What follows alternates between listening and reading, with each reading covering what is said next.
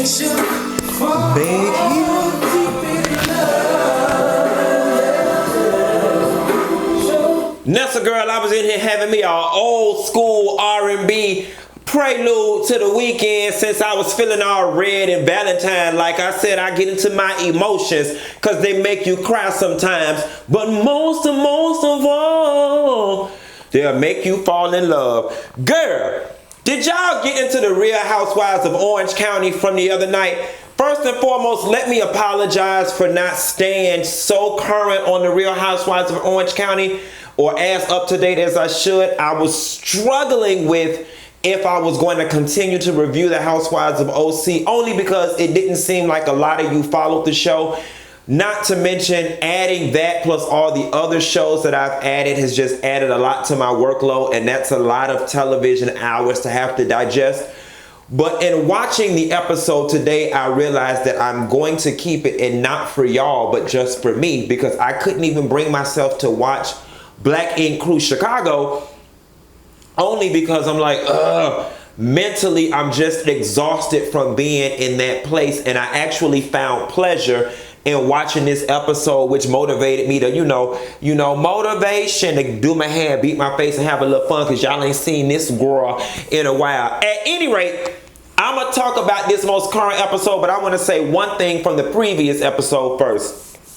Shannon Bedore, you one dumbass fool to carry your ass back in the courthouse and have the judge reduce your spousal support from $30,000 to $22,000 a month for the sake of being nice. Why do you give a fuck about being nice to David? That man did not think about being nice to you when he cheated on you. He didn't think about being nice to you when he fucked up your self-esteem. He didn't think about being nice to you when he was calling you fat. He didn't think about being nice to you when he was sending you nasty text messages, and he damn sure didn't think about being nice to you when you were being controlling, bitch. The judge ruling him to pay you $30,000 a month is called retribution, karma, and payback for your sins. You better than me, Shannon. Fuck being nice. Even in reducing the child support to $22,000 a month, he's still treating you like shit. Bitch, that's $8,000 of regret you could have had on top of your damn salary. You is a better woman than I'd ever be, because I'd have took that motherfucker to the cleaners for as long as I could. Okay. It ain't like he gonna be paying that forever. You could have stockpiled that extra aid. Shit. Okay, and I'm gonna tell you something. Rich white woman, y'all got a luxury that other women and women of color wish they could have, and that's to create problems out of nowhere. It must be nice, because this situation with Emily, Shane, and Gina, it has just spiraled into something that's so bizarre, and I can't even understand where the issue even stemmed from. The lady got put out. She was being loud at a party. That's the end of it. Now it don't turn into who husband abusing who and who said what, and you need to confront him, and we need to. It's just a lot. It's rich white women problems. Okay, y'all got problems like this and not like this, and bitch, I'm here for it. Okay, starting right along. Shannon working out. The episode opens up with Shannon's trainer coming to work her out, and I am so glad. I'm glad from a funny ass reason, because you can't be selling food to people talking about losing weight and you're not, trim and slim. But moreover, I actually like Shannon. Now, I think she's a bit privileged. I think she's a bit out of touch with reality. But at the end of the day, Shannon has a good heart. She's a sweet lady. And I want her to be happy. And she seems to have been very unhappy with her weight. And I'm just glad that she's putting her money where her mouth is and not her food where her mouth is, and is doing the proper things to get the weight off. So hats off to Shannon. Tamra meeting with Emily for dinner. Tamra, I am convinced that you are nothing but a fucking shit starter. You poke your nose where it doesn't belong. You have no problem repeating shit. You constantly add fuel to fires, and you push and push and push and push until people break. And then when you get called on it, or it's time to repeat what you said, then you want to soften the severity of how intense you were and how active you were in the conversation. I see through you, Tamara Judge, and I'm judging you. Kelly, you are delusional as fuck, okay? Did you honestly just get your privileged, spoiled ass on TV and complain about how you went from a $5 million 4-story home to now looking at a $1.4 million 2-bedroom home? Now, don't get me wrong. I understand you had to downgrade your lifestyle a little bit, but do you not understand that majority of the watchers of Bravo probably make somewhere around the median salary in this country, and I don't even know what that is. But let's just say the average household in America right now is bringing in $60,000, $70,000. Bitch, we would love to live in a 2-bedroom house valued at $1.4 million. I'm sitting around saying like, bitch, I'm not understanding what the problem is. You know what I'm saying? Nevertheless, and explain this to me. Rich people, how do you live in 50,000 square feet? Like, when you living in a big ass house like Lisa Vanderpump, and with these bitches got 5,000 square foot living rooms, like, how does that shit work? Like, that don't just feel like too much house. You don't feel unsafe, like somebody might be in your house and you don't even know who it is. You don't fear that you're going to lose one of your children in that big ass house, or you can't find your dog somewhere in that big ass house. I'm just not understanding how people live in all this square footage. It must be nice.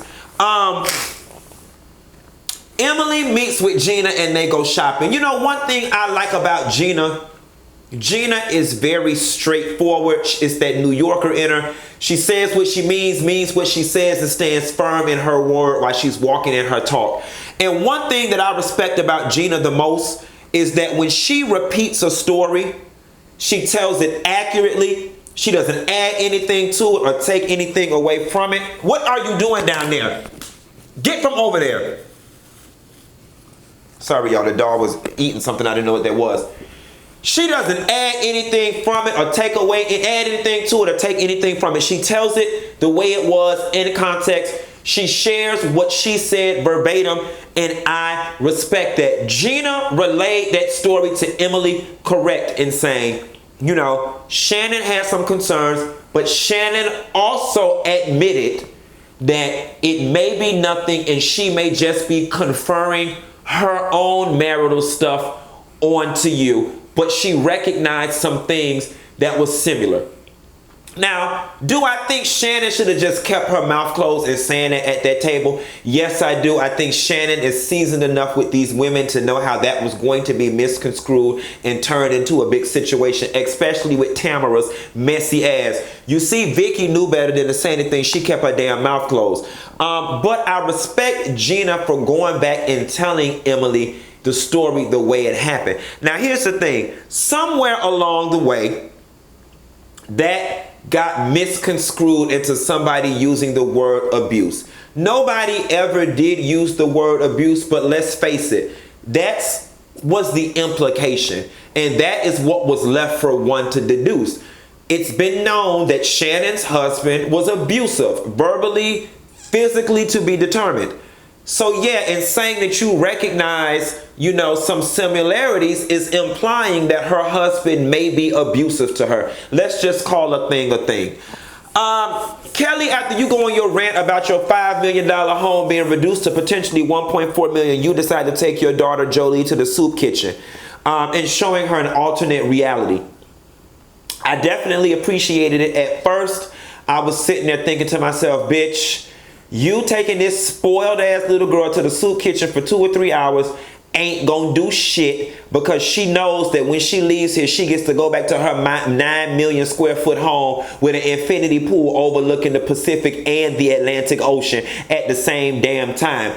But in hearing Jolie speak and in watching her reaction to the homeless people coming in, while she might not totally grasp the magnitude of how blessed she is, the fact that she did notice that there was a difference in the way other people live and that she is blessed, it did open her eyes to an alternate reality. And I do respect you, Kelly, for doing as best you could with the knowledge that you have. about trying to educate your daughter about how other people live. However, I would challenge you and other women like you to push a little further. Yes, it was eye-opening, but it's not life-altering. You see what I'm saying? My whole thing is, if you really mean it and you really want to show her something, then I think her entire summer job should be working at the soup kitchen. Her summer job should be, you know, working at Macy's in a lesser area, in a, you know, generally populated area and not the rich bubble. That is really humbling your daughter and teaching her morals and values. You know, letting her work at Taco Bell in the area where the normal kids work. Then she will see people coming in there scraping up $3 to get 2 Gordito Crunches and a cinnamon twist. Those are the type of things that would really make me, you know, respect wealthy and rich people if they were serious about showing their kids the way people live. Let them live the experience for 3 months for the summer. That won't kill her. Tamara's boyfriend, Tamara's mama got a man, and he's a plumber. I bet he plunging them pipes. Mama talking about we just kissed. Child, please, your daughter. I was finna say your daughter's a hoe. Maybe she got it from you. You one too. But I'm not gonna say that. I actually like Tamara's mom. Tamara's mom seems to be very practical. She's a pretty woman. She's classy. She fucking the plumber. I'm sure she fucking them now if they still together. She's with the plumber or whatever, and she looks good. It was funny as hell though when Tamra was like, well shit, why you ain't revealed that you was fucking the plumber weeks ago when we had a piping issue? And she's like, well, my man do want to come over and see what's going on or whatever. I liked all of that. That conversation with Tamra and her mother got really funny and eye-opening for us when Tamra was like, Shannon called me, and she called me all hysterical because as a result of her getting, $22,000 a month in child support, her husband David decided that he's no longer going to pay any of the utilities that were in his name and going to put them in her name, and that Shannon had a freak out because she did not know you had to pay for water. Talk about rich people problems. Talk about rich white woman problems. Like the viewing public is looking at her like, girl, how did you not know that folks are out here paying for water and you honestly just thought it flowed out the spigot for free? That shit is hilarious to me, but it points out how naive people can be and how stuck in their own bubble people can be. She really did not know, and we can't fault her for not knowing, but it's just like, damn bitch, it must be nice to be able to navigate through the world that aloof and that clueless about the goings on and daily functionings of the world. It's like, I mean, yeah, interesting. Much like that comment, I think it was Laura Bush. Was it Laura Bush or Barbara Bush? I'm sorry. I don't want to put it on the wrong person. During Hurricane Katrina, that walked through the Superdome and was like, oh my God, this is amazing. These people are living better than, you know, better than they have ever have, or living better than where they come from. And they were basically sleeping in the chairs at the stadium. That lady caught so much hell for that, and yes, it was ignorant, but it wasn't ignorant from a negative place. She legitimately did not know. All she saw was the projects and shit on TV and thought, okay, Superdome, air conditioning, nice seats. This got to be nicer than where they live. And she caught so much hell, but it speaks to the naivete of privileged people that they do not move outside of their bubbles, nor do they have reason to, and they really don't understand how the rest of us out here scratching and surviving and standing in the chow line. The girls golfing, that was funny as hell, and Shannon was driving the shit out of that goddamn golf cart. But I'm gonna tell you something, I need to hurry up and make a few extra coins because I want to play rich white woman golf, not top golf. These ladies had the bar come to them on a mobile cart. I was like, yes, I want to go. Sign me up, honey. Then Tamara is out there with these portable breathalyzers. Again, rich white people problems. Let us go down and fuss down at bars. But before we get a DUI and embarrass our husband and fuck up the church's money, let's blow into my keychain and see if it's okay for me to drive. Now, they couldn't have been serious about blowing in the breathalyzer and driving in the golf cart, could put is that against the law to be drunk and drive a golf cart? Somebody drop down in the comments and let me know, because I'm not for sure.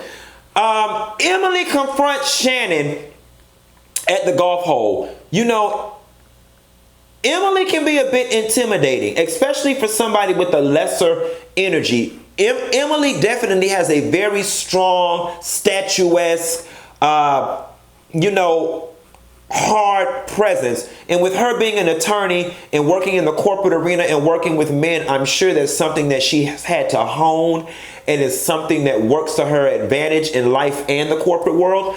And it was, you know, it was a slight bit intimidating. I'm not going to say she was aggressive. She was just stern and straightforward. And Shannon received it. You know, Shannon's a very nice lady. You can't come at Shannon too hard. Poor Shannon wanted to stick her head in that sand.